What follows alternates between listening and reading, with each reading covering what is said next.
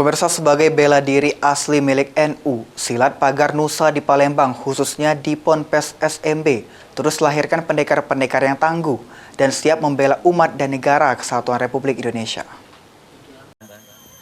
Kemudian dari Kodam 2 Sriwijaya yang diwakili oleh Silat pagar Nusa, bela diri asli milik NU, terus mengembangkan potensinya di Ponpes SMB dengan melahirkan pendekar-pendekar handal yang siap membela ulama serta negara kesatuan Republik Indonesia.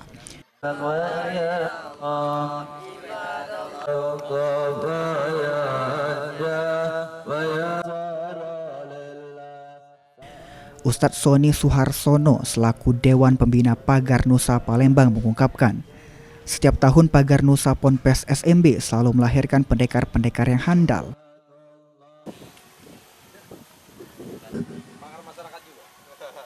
Amin Allahumma amin. Al-Fatihah. Untuk bentuk menciptakan pendekar Pagar Nusa yang handal hingga berkancah di tingkat nasional bahkan internasional. Ponpes SMB mendirikan padepokan yang nantinya pendekar Pagar Nusa dididik dan digedok oleh pelatih-pelatih yang handal.